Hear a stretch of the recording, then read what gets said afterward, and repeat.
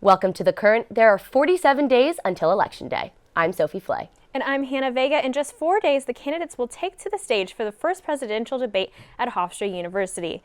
There's a lot happening on the campaign trail today. Let's get you caught up on the most important political news in today's headlines. Peaceful protests are underway in Charlotte, North Carolina, after a black man was shot and killed by police. Last night, during violent protests, one person was shot and killed by a civilian.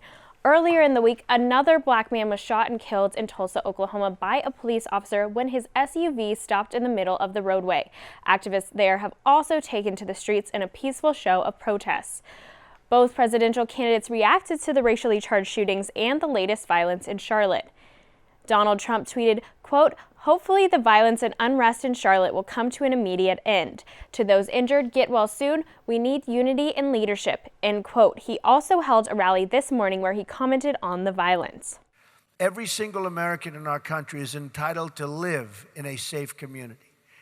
The violence against our citizens and our law enforcement must be brought to a very rapid end.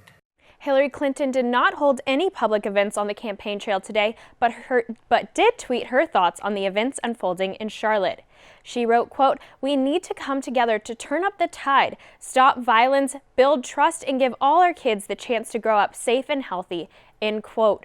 The ongoing debate over police brutality is causing some black students to think twice about the two presidential candidates. He's very clear on the idea that he doesn't really appreciate or understand people of a different culture. I do not feel that Hillary Clinton or Donald Trump represents me. I wouldn't consider either of them allies in any sense of the word. Tomorrow, the Black Student Assembly will be participating in National Blackout Day to protest the recent shootings. Donald Trump and Hillary Clinton will take the stage this Monday for the first presidential debate. I asked students what they'll be looking for. The first presidential debate is coming up this Monday. Yeah. Are you going to be watching? Why or why not? I'm going to be watching to make sure that Hillary trumps Trump for good. Probably not, because I don't have cable.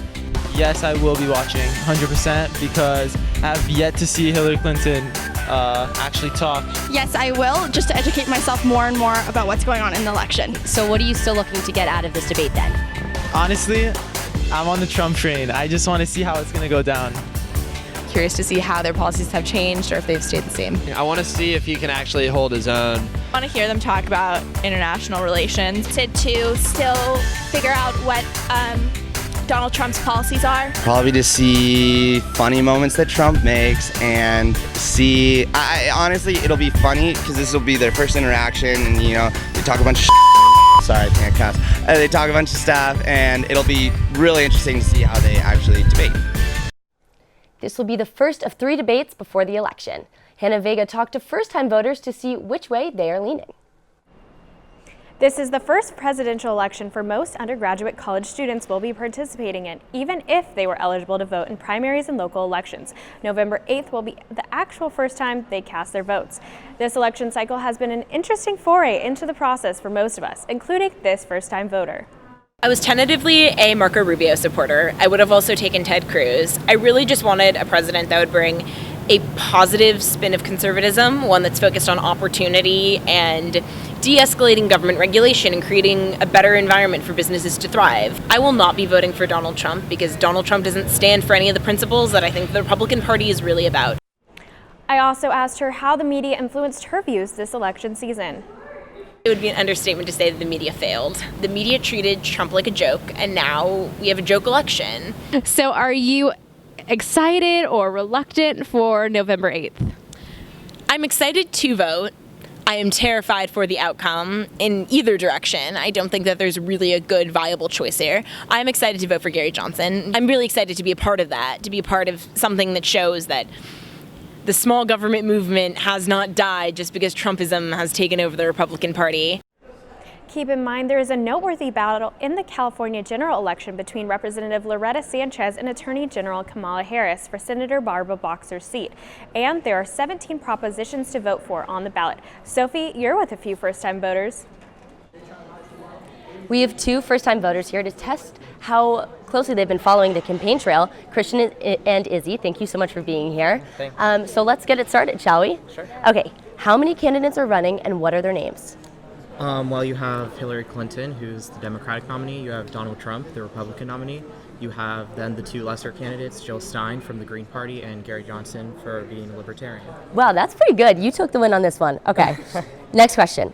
As of right now, what is Donald Trump's stance on abortion? He is pro-life. Pro-life? He's pro-life. Okay. You're half right on that one. So he is pro-life, but he did make an exception in an interview with Savannah Guthrie in April, saying that even though he is pro-life, he will make exceptions for incest, rape, and to save a mother's life. Okay, so you guys are doing pretty well. We're going on to the last question. Is Hillary's college affordability plan for public universities to A, provide debt relief, or B, have public college and university tuition be free? I think it's A. I'm going to go with B on this one. You guys are both correct. It's A and B. But for more information on that, we're going to go to our political correspondent, Erica Lee. Hillary Clinton says by 2021, she will make public higher education free for families making less than $125,000. Clinton also plans on providing debt relief. She says students will never have to pay back more than 10% of their income, and after 20 years, all remaining loan debt will be forgiven. Donald Trump, however, has been generally quiet on the topic. He addressed college affordability briefly at the Republican National Convention, saying he wants to take the financial pressure off students, but didn't say how. I spoke with one USC student who feels that if she were at a public university, Clinton's plan would be more beneficial to students in her situation. This year, I'm living in a 3-bedroom apartment, but the room that I'm renting is shared with 2 other people. And because that's what I can afford with my student loans. But I think the Democrat has a better educational policies than the Republicans did. I also spoke with some USC students who believe that Trump would be better suited to make college more affordable. I think Trump is kind of crazy and such. I still would rather have Trump as president than Hillary. Trump might be better for financial aid for college students because I think first he's a businessman, so he knows how to make money, and then also he has money himself, so I guess he's gonna help a lot of college kids. I don't know, but I just feel like Clinton is not the. I know she's being really honest and open about making college education free, but I don't see how that really ties into financial aid. Unfortunately for us USC students, the university determines our tuition since we attend a private university. Hannah, back to you. Hillary Clinton showed a lighter side when she sat down for an interview with Zach Galifianakis. She appeared on his Funny or Die show, Between Two Ferns. What happens if you become pregnant? Are we going to be stuck with Tim Kaine for 9 months? How does this work? What's the best way to reach you? Email?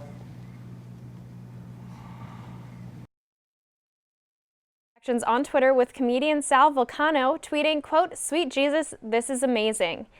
Meanwhile, the interview saw its fair share of criticism, including columnist Dan McLaughlin calling it, quote, "physically painful to watch." In less than a day, the Between Two Ferns interview has been watched by more than 10 million people and shared nearly 300,000 times on Facebook. Thanks for watching The Current. For everyone here at Annenberg Media, I'm Hannah Vega. And I'm Sophie Flay. You can watch us on the web at uscannenbergmedia.com. Good night.